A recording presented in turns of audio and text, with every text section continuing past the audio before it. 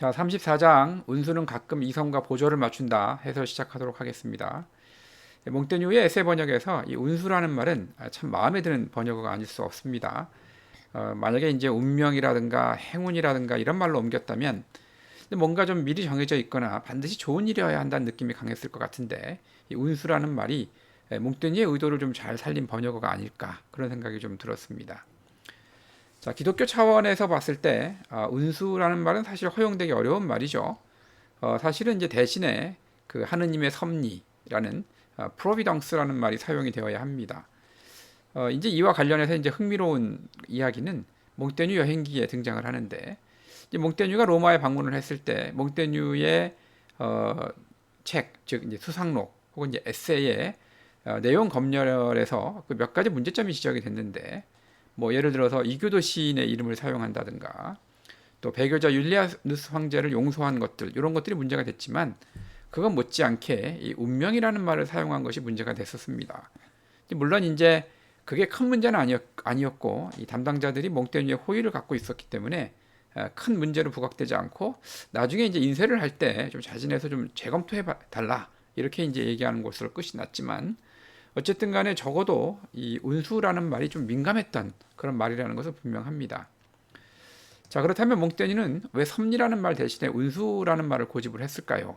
제가 몇 가지 이제 가능성을 한번 생각도 해보고 조사도 해봤는데 우선은 이제 신학적 차원에서 섭리가 맞다고 하더라도 이제 신학 밖의 평범한 인간에게는 자신의 의지나 계획이나 계산, 예상과는 전혀 다르게 진행되는 상황은 아마 운수라고 번역을 하거나 표현하는 것이 이제 가장 적절하지 않을까 그런 생각이 들었습니다.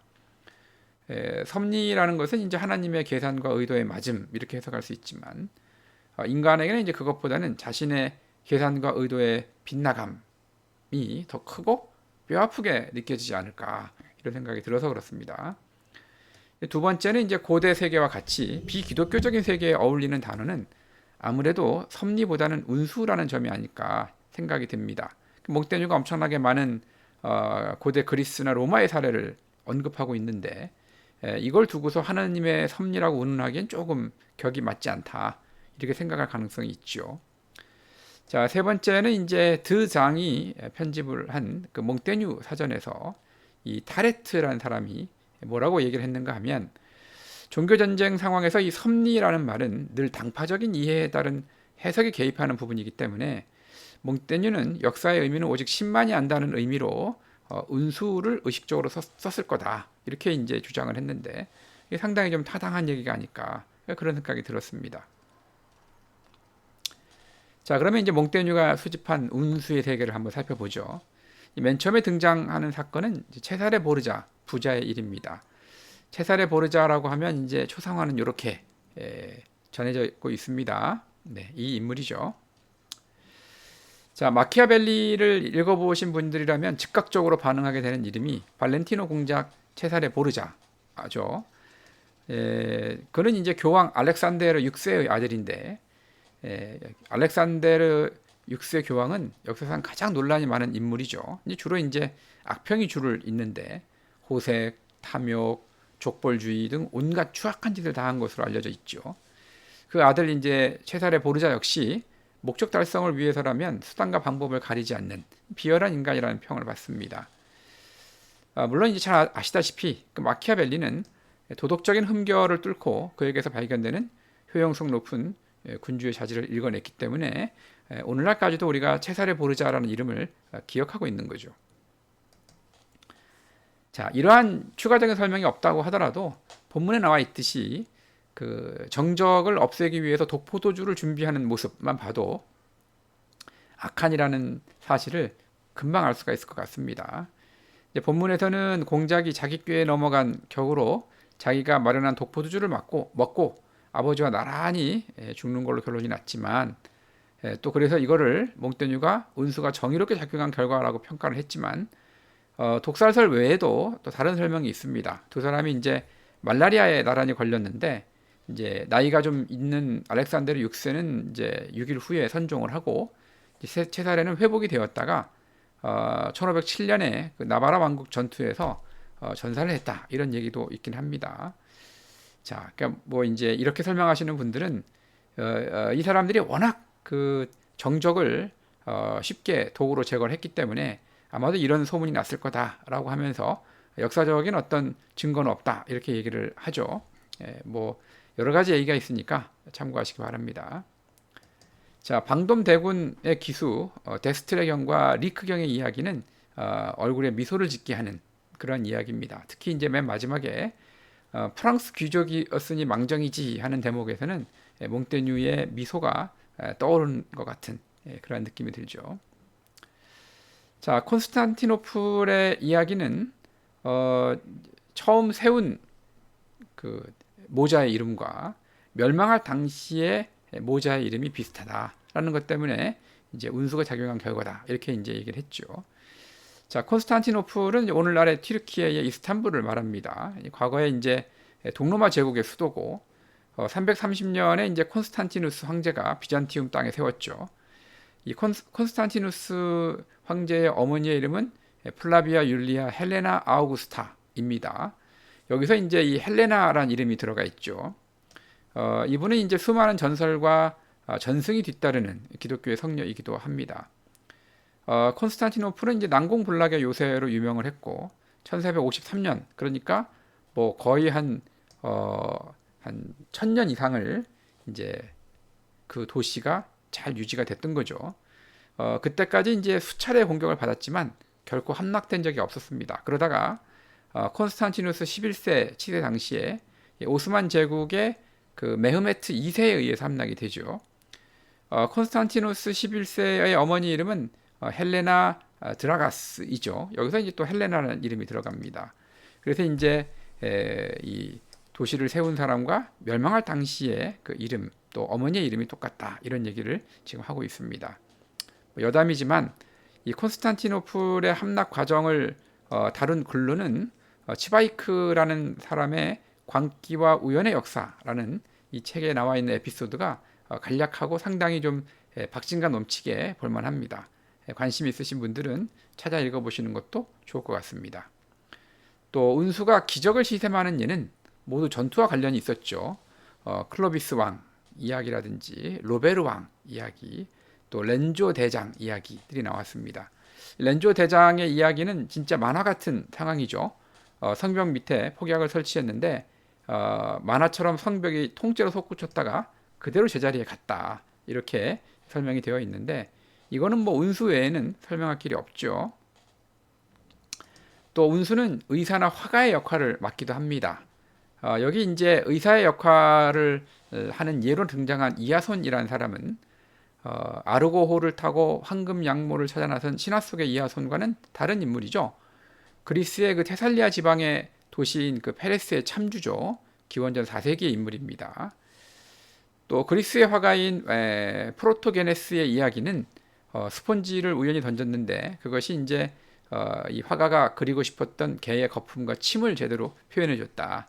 이것 때문에 이제 화제가 된 거죠. 다 운수가 아니고서는 도저히 설명할 수 없는 그런 사건이죠. 우리 계획을 주관하여 잘못된 부분을 보충해주는 운수의 예는 좀 전후 사정이 좀 복잡한데 이 프랑스의 이사벨라, 이사벨 드 프랑스, 또 영어로는 이사벨라 오브 프랑스라고 이야기하는 이 인물이죠. 이 이사벨라는 이제 프랑스의 왕인 필립 4세의 딸이자 샤를 4세의 여동생입니다. 1308년에 이제 영국의 에드워드 2세에게 시집을 갔죠. 에드워드 3세를 얻었습니다. 그런데 이제 에드워드 2세가 국정을 파탄낼 정도로 아주 정치에 무능한 인물이었죠.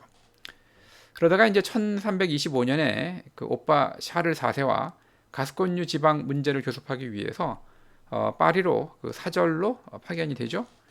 이제 그곳에서 이제 한때 웨일즈에서 반란을 일으켰다가 이제 실패해서 망명을 했던 이 모티머 백작이라는 사람과 만나게 되고 이제 함께 남편을 제거할 계획을 수립하죠.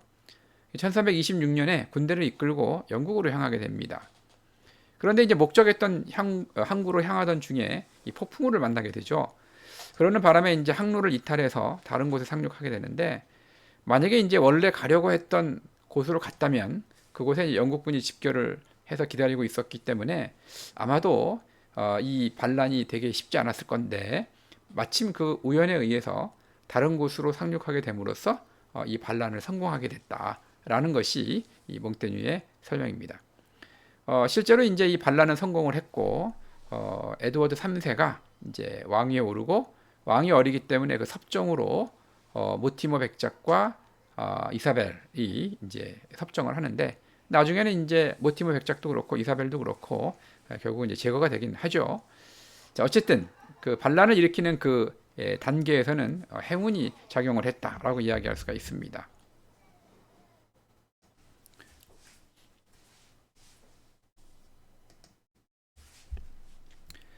자, 개에게 돌을 던졌다가 괴물을 맞춰 죽였다는 이 말은 실제 벌어진 사건은 아니고 이 플루타르쿠스가 모랄리아의 여러 곳에서 반복해서 사용을 한 일종의 이제 상용구 같은 거죠. 뭐 내용은 뭐 뻔합니다. 의도하지 않았던 결과를 얻었다 이런 뜻이죠. 운수가 공정함의 규범을 넘어섰다고 언급한 그 티몰레온의 사건은 앞에 그 맥락이 좀 필요합니다. 설명이 좀 필요한데 이 티몰레온이라는 사람은 이제 코린토스의 장수죠. 플루타르쿠스의 영웅전에 그 티몰레온 전이 있습니다.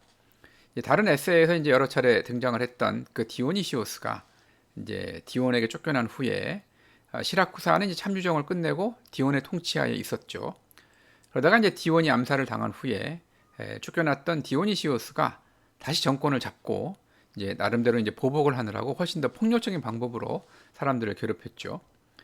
이제 한편 카르타고가 이제 호시탐탐 시라쿠사를 이제 노리고 있는 그러한 상황이었습니다.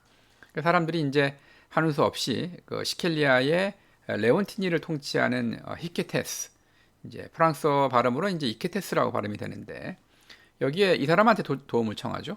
왜냐면 이제 이 히케테스가 시라쿠사 출신이기 때문에 그렇죠.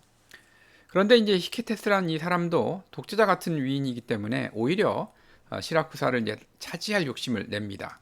그래서 이제 사람들이 그 당시에 이제 도시 국가들 중에서 정의로운 처신으로 명망이 있던 코린토스의 도움을 요청을 하고 그때 이제 그 코린토스에서 나름대로 명망이 있던 이 티몰레온이라는 사람, 물론 이제 코린토스에서 이 티몰레온에 얽혀 있는 또 가정사와 관련된 아주 복잡한 사건이 있습니다. 궁금하신 분은 플루타르쿠스의 영웅전을 참고하시면 좋을 것 같습니다. 좀 내용이 좀 너무 복잡해지는 것 같아서 제가 일부러 뺐는데 한번 읽어볼 만한 그런 에피소드가 있습니다. 어쨌든 간에 이제 이 티몰레온이 이 코린토스의 파병군을 이끌고 시라쿠사에 도착을 해서 굉장히 그 여러 가지 어려움에 처하게 되죠. 이제 주로 이제 이 히케테스라는 인물이 굉장히 방해 공작을 많이 해서 이제 어려움에 처했습니다. 그래도 이제 그 모든 어려움을 잘 뚫고 시라쿠사의 안전을 돕는 역할을 잘 수행을 하고 있었는데 이제 히케테스가 이제 드디어 티몰레온을 제거해야지 자기의 목적을 달성할 수 있다라고 생각이 들어서 암살자 2명을 고용해서 티몰레온이 머물고 있는 그 아드라나에 잠입을 시킵니다. 이제 그때 그 암살자들의 한 명이 우연히 이제 아버지의 원수를 갚는 사람에 의해서 발각이 되면서 이렇게 이제 티몰레온이 목숨을 건졌다라는 얘기죠. 그래서 운수가 공정함의 규범을 넘어설 정도로 상당히 적절할 때 개입을 했다. 이렇게 얘기할 수가 있겠습니다. 마지막 예는 이제 운수가 호의와 선의를 베푸는 경건함을 보여준다인데 여기서 이제 삼두 집정관이라고 하는 것은 로마의 제2차 삼두 정치에 등장하는 인물들이죠. 뭐 옥타비아누스, 안토니우스, 레피두스 이 세 사람의 연합 지도 체제를 말합니다. 여기서 이 에피소드는 이제 아피아노스의 내란기에 등장을 하는데 이그나티우스 부자에 관해서는 뭐 추가적인 정보를 얻을 수는 없습니다. 하지만 추방령에 반발하여 자결하는 선택을 함으로써 폭군들의 명령을 거부하고 자기 자유에 따른 선택을 하는 그러한 조치를 취한 거죠. 자, 여기서 이제 운수는 결국 이 부자가 서로를 부둥켜 안게 됐는데 이때 이제 운수가 작용을 했다라고 보는 겁니다. 아마도 이제 이 두 사람의 죽음을 지켜보는 사람들이 경건함을 느끼지 않았을까 그런 생각이 듭니다. 자, 정리해보면 에세이의 주제는 첫 번째 문장에 다 담겨 있다고 생각이 됩니다. 종잡을 수 없이 흔들리는 운수의 불안정한 성질은 우리에게 갖가지 얼굴을 내밀기 마련이다 라는 거죠.